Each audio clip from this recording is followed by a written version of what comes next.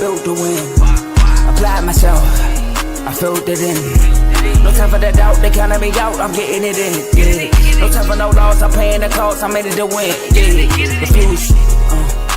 Mine, it can't be diffused. If you ain't thinking the same, then we playing by different rules. You can't see the vision, we living at different views. Until we complete the mission, keep getting up, never snooze. I walked a mile in my shoes, had the mind of a fool, chasing diamonds and jewels. Trust me, I was confused. Started minding my business and used my mind as a tool. Ended up finding my purpose and found the time to get to it. They told me I couldn't do it, they told me I couldn't make it. They sold it, could never break it. That's sadly mistaken. I need a piece of the pie, I want it so bad I can taste it. They told me like told me, keep on running, toes they gon' take them. Refuse to lose, built to win. Applied myself, I filled it in. No time for the doubt, they counted me out, I'm getting it in. Yeah. No time for no loss, I pay for the cost, I'm winning to win. Yeah. Refuse to lose, I'm built to win. Applied myself, I filled it in. No time for the doubt, they counted me out, I'm getting it in. Yeah. No time for no loss, I'm paying the cost, I'm in it to win. Yeah. Refuse. Welcome back to CTC. I'm your gracious host, Carl, and I'm back for another episode. And today we are going to be previewing week 11. Now, I got about 30 minutes before kickoff my first game. But before I do that, I like to ask that you like, comment, share, subscribe. It helps the channel, it helps the network, it helps my channel, CTC, by way of the Refuse to Lose Network. Now, like I said, this is a network, so we do have shows. We have the main show featuring Joe, Tomo, and Dave every Tuesday and Friday, 7 o'clock Eastern to about 8:30ish. We have Unfazed every Tuesday, 9 o'clock Eastern, 8 o'clock Central, featuring Joe and AJ. We have BWT, Baseball with Teddy. Everybody be on the lookout for that. We should have an episode tomorrow predicting the awards tomorrow, so be on the lookout for that.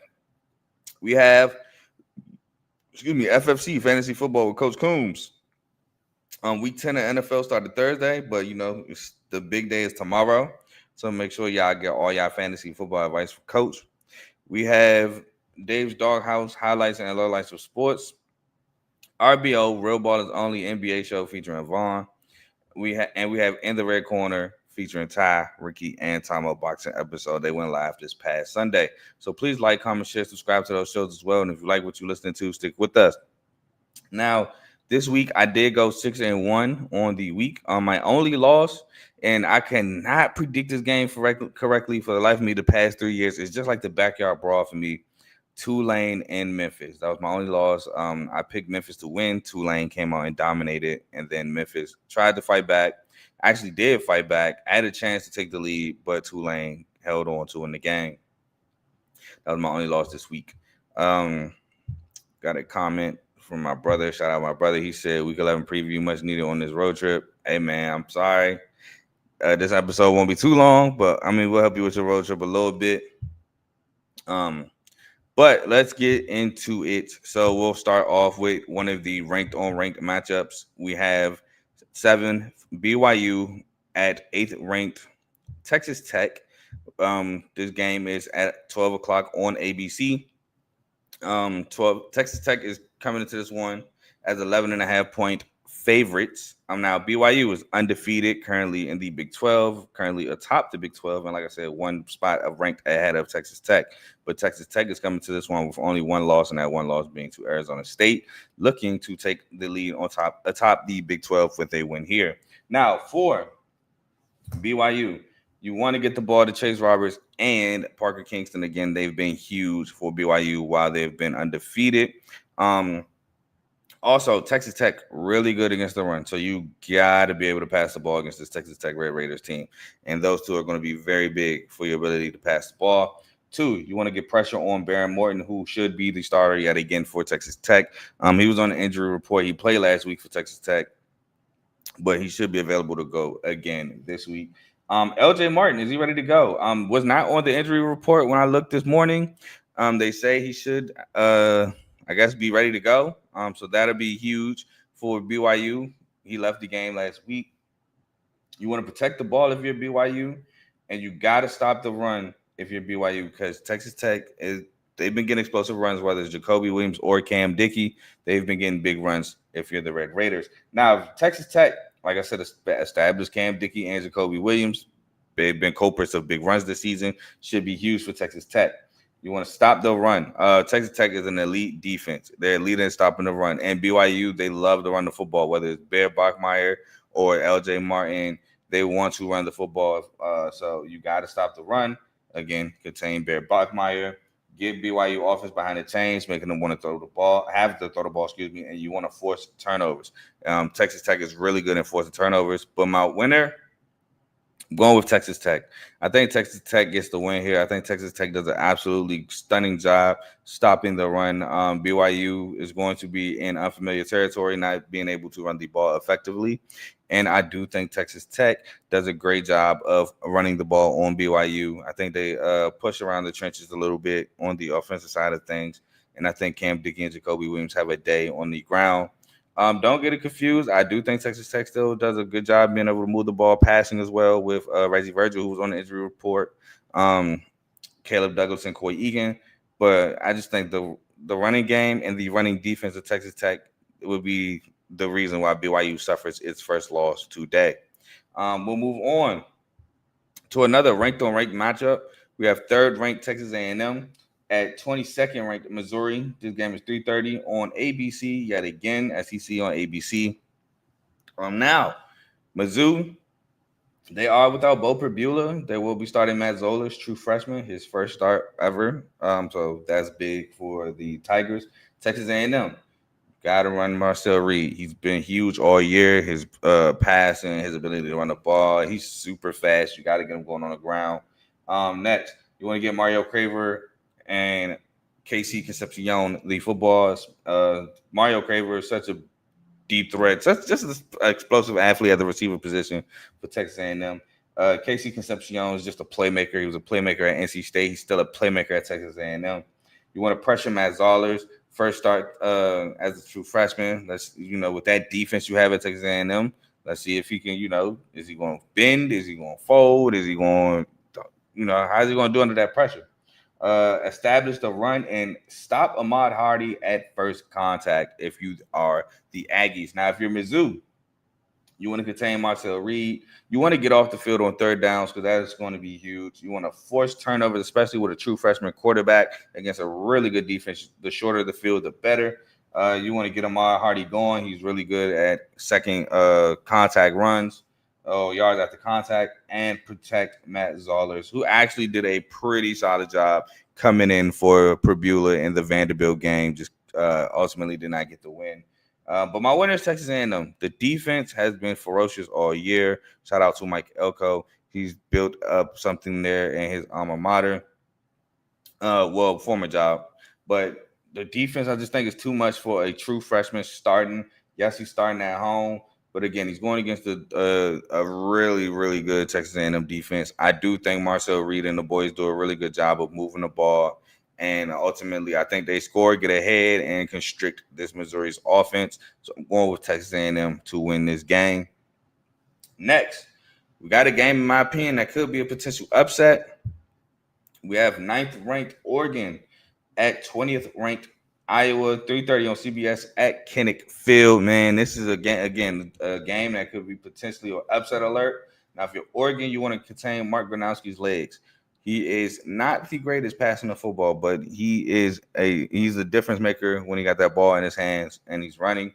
You want to stop the run if you're Oregon, because that is Iowa's bread and butter. It was their bread and butter last year. They was averaging 40 points with Caleb Johnson toting the rock. And I mean, it's pretty similar this year. Mark Gronowski is a better passer than what Iowa's had of recent years, but he's not. I'm not going to say he's like the greatest passer of the football. You want to You want to stop the run, get DeCorian Moore the ball, get Iowa offense behind the chains, and establish Noah Whittington.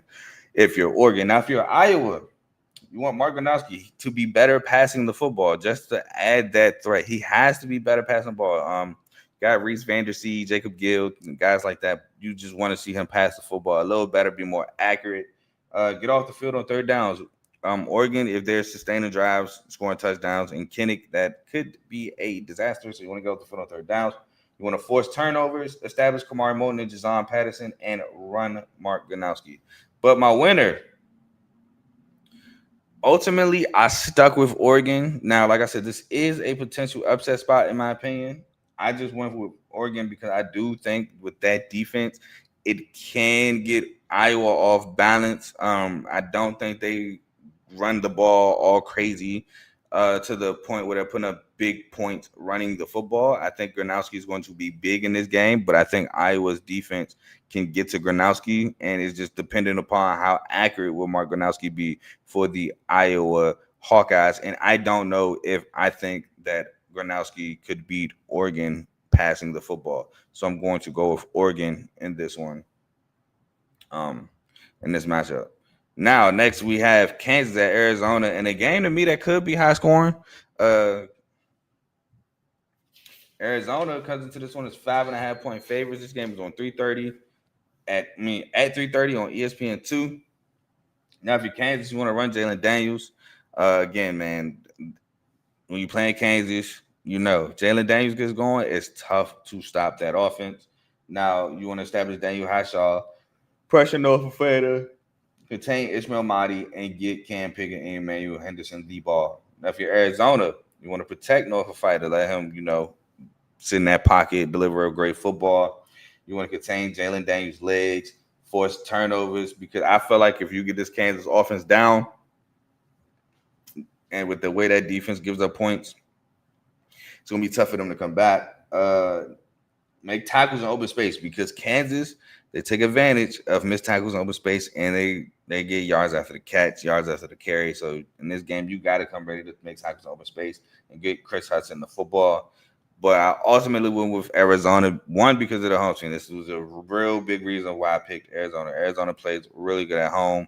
But two, I think I do trust Arizona's defense slightly more than I trust the Kansas defense. I always go back to that Kansas-Cincinnati game, which Kansas had them down to a 4th and 10, and they gave up the 4th and 10, and the floodgates open, and that's why they lost the Cincinnati game. Arizona, they have a solid defense. So I think Arizona got a slightly better defense. I do trust Fafita throwing the ball more than I trust Jalen Daniels, and so I'm taking Arizona at home. I'm gonna say Tempe. That's Arizona State. I forgot where in Arizona they are, but I'm taking Arizona to beat Kansas. Next, shout out Cole Pete. Next, we got Wake Forest at 14th ranked Virginia Bandhead ranking. 7:00 on ESPN. Now, Wake Forest, they come into this one after getting blown out by Florida State the week after they beat SMU. The ACC is just crazy. While Virginia is undefeated in ACC play. So, well, no. Virginia has one loss. I always forget what the one loss is. But Virginia has one loss.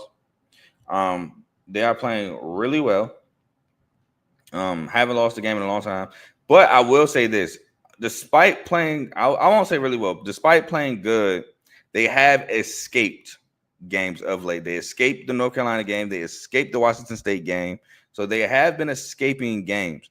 So this is an interesting matchup to me. Wake Forest, who will take over this quarterback spot? Now, I did see Deshaun Purdy was on the injury report.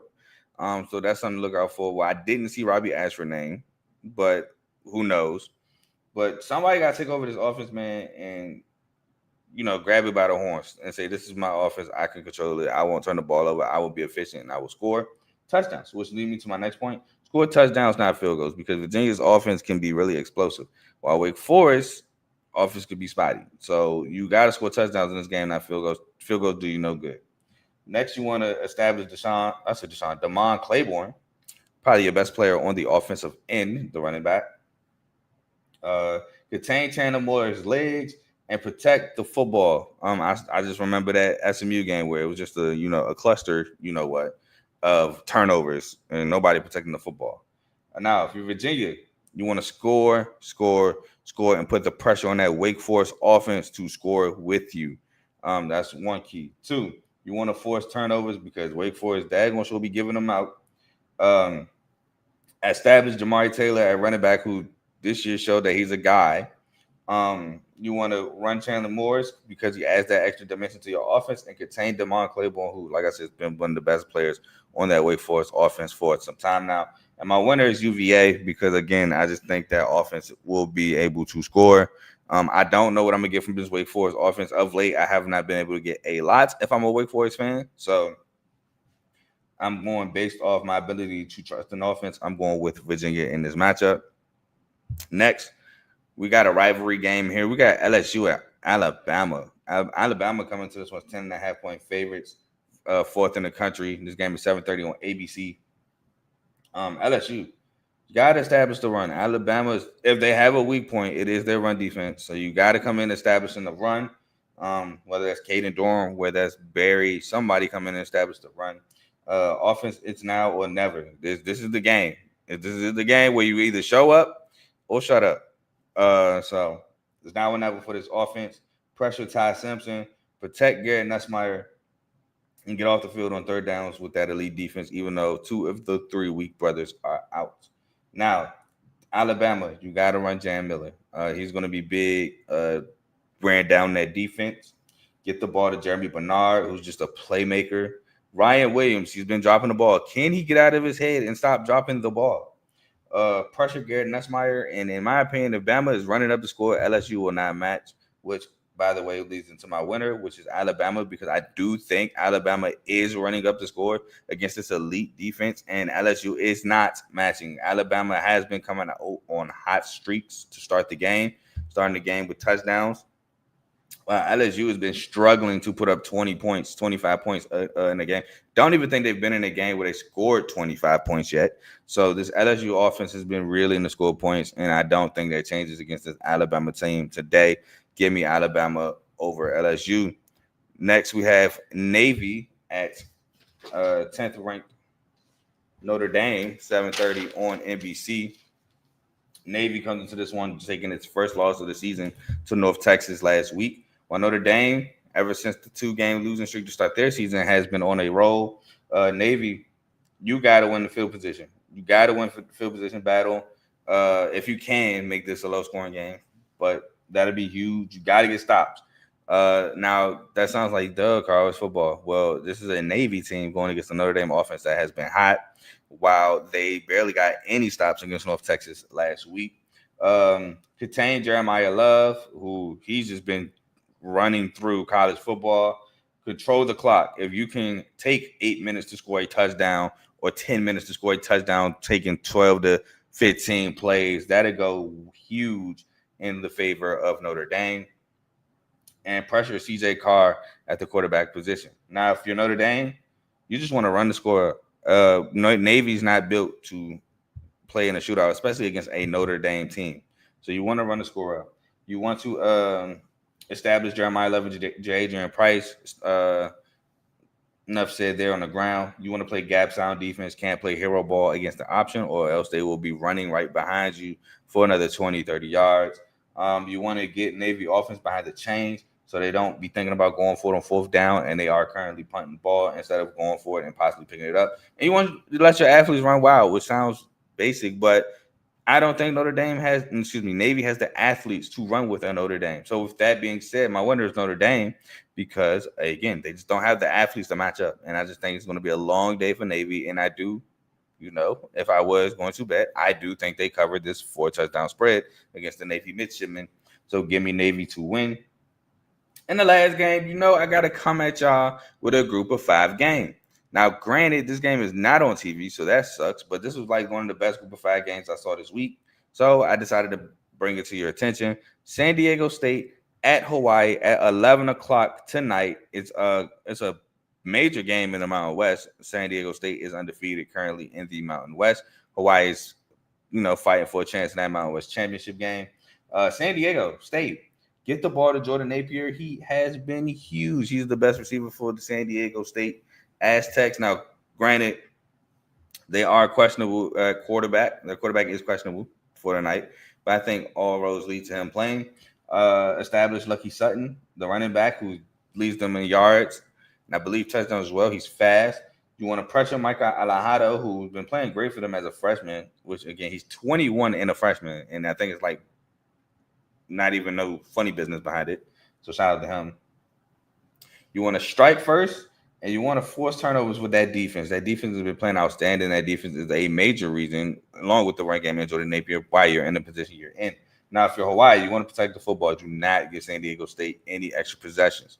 You want to score. Now, the reason why I say that is not because San Diego State can't match them. It's because San Diego State is not used to a shootout. San Diego State is used to their defense just wreaking havoc on a game. They've wreaked havoc against Wyoming. They wreaked havoc against Cal. They've wreaked havoc in almost everyone they played against. So if Hawaii can put up consistent points, it'll be a different situation. Protect Micah Alejado, the quarterback for the Rainbow Warriors. Get the ball to Jackson Harris and Profili Ashlock, both playing exceptional football this year, and contain the run of the San Diego State Aztecs. But ultimately, I'm going with San Diego State because I do think that defense yet again comes out and just plays phenomenal and leaves another opponent and reeling for answers. So I do think that the San Diego State defense just has another great game, even though it is on the islands. Excuse me. It's 11 o'clock our time, so 8 o'clock their time. So I don't think that San Diego State is going to be too much affected by the travel. So I think they just play good football defensively. Offensively, they run the ball. They find Jordan Napier in his spots, and they just get the dub against the Rainbow Warriors. And that is all the games I have for y'all today. Now, I do have to talk about the updated college football polls. I just wanted to get through the games first because they do kick off in about 10 to 20 minutes. So let's talk about these updated college football polls that the college committee dropped, their first rankings of the year. They dropped them on Tuesday night. I was going to talk about them on Friday, but again, I had that embarrassing moment Friday. So I actually did talk about them, but my mic was muted. So I had to hurry up and give y'all my predictions for Friday Night Lights. So I didn't redo it. So let's go over it again real quick for today. Now, 1 through 5, the committee did not change. Ohio State stayed at 1, Indiana stayed at 2, Texas A&M 3, Texas A&M stayed at 3, Bama stayed at 4, and Georgia stayed at 5. No problems with me. 6, they moved Ole Miss to 6, and part of me wants to say this is SEC bias because Oregon's only loss is to second-ranked Indiana. But, I mean, Ole Miss has been looking like a better school to me than Oregon, and Ole Miss only loss is to Georgia, in which they came out and scored 5 straight touchdowns on 5 straight drives. So I can't be too mad at this. Then 7th is Texas Tech. 7th is BYU, who's currently also undefeated. So I can't be mad at that. 8th is Texas Tech, who only has 1 loss, and they play BYU. So boom, that gets settled there. 9 is Oregon, which if they beat Iowa, hey, we beat another ranked team. Let's get our 6th spot back. 10th is Notre Dame. No argument for me. 11th is Texas, which I did have an argument against. I did think Utah should be in front of Texas. I did think Virginia and Louisville both should be in front of Texas. Texas, yes, they got their good win against Vanderbilt, which that was a great win. But Texas has been less than impressive this year. And prior to that win against Vanderbilt, I didn't even think Texas should have been ranked. While Virginia only has 1 loss in general, and Louisville only has 1 loss. And that 1 Louisville loss is Virginia. So, yes, you can't put Louisville in front of Virginia because Virginia did beat them. But Virginia's only loss is NC State, who just upset Georgia Tech on the road. And that's not even an ACC loss because that game does not count as an ACC game. So, Virginia is actually undefeated in ACC play. So, I wouldn't have been – well, I do think Virginia should be ranked in front of Texas. And I do think Utah and Louisville. Utah, their 2 losses is to 8th ranked now currently Texas Tech, and they lost to I can't even remember who else they lost to. Let me look real quick. And BYU, who's currently undefeated. That's right, they lost to Holy Water BYU, who is currently undefeated. So those are 2 great losses. They lost to 7 and 8. I think Utah should be in front of Texas. I think Utah should be in front of Oklahoma because Oklahoma can be put in front of Texas. Oklahoma lost to Texas in that Red River rivalry. Just would not make sense. But I think Texas and Oklahoma should move back some. Vanderbilt being behind Texas, obviously losing to Texas, I'm cool with. They're 16th. Georgia Tech at 17th. I guess I'm cool with. 18th is Miami. Definitely okay with that. 19th is USC, which I love the fact that they changed it and put them in front of Michigan, as it should have been, that they blew them out. 20th is Iowa. You know, I've been asking for Iowa to be ranked for a couple of weeks now. 21st is Michigan. I still don't think they should be ranked, but especially barely beating Purdue at home. But it is what it is.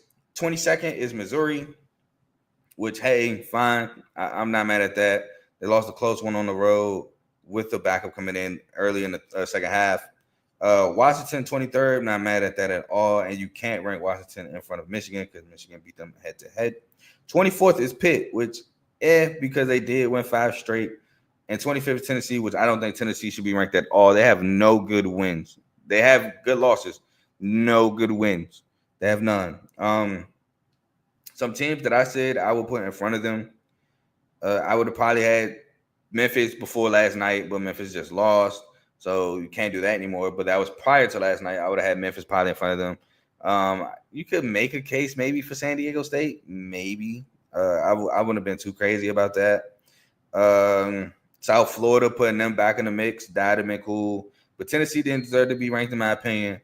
And low key, and of the lowest of keys, maybe even not even Pitt. But hey, those are my opinions on the polls. Let me know how you feel in the comments below. That being said, that is it for the college football portion. I don't have any crazy college basketball. I just wanted to bring some up. Like, for example, Bama and St. John plays in 5 minutes. And I think that's going to be a really good game. Rick Pitino versus Nate Oates. I think that's a really solid game coming up. Michigan State plays Arkansas in the Breslin at 7 o'clock. So Izzo versus Calipari. That should be fun to watch. A couple games. I did want to talk about Caleb Wilson yesterday. Matter of fact, you know what? I'm going to save the Caleb Wilson talk. I may drop a reel about that. Shout out for UNC getting that dub against Kansas.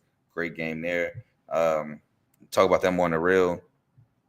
Yeah, so we're coming upon a great time in college basketball. We are starting to we should be getting big matchups soon. I dropped a reel about the Florida-Arizona game. Check that out, please. And also dropped a reel about the BYU-Villanova game, so please check that out as well. Might be surprised who I talked about the most in that Villanova-BYU reel.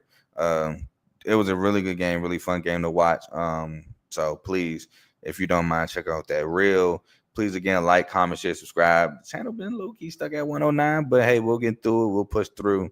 It is what it is. And yeah, that has been CTC. Y'all enjoy these games. I'm about to sign off. I'm gone. Till next time. Peace.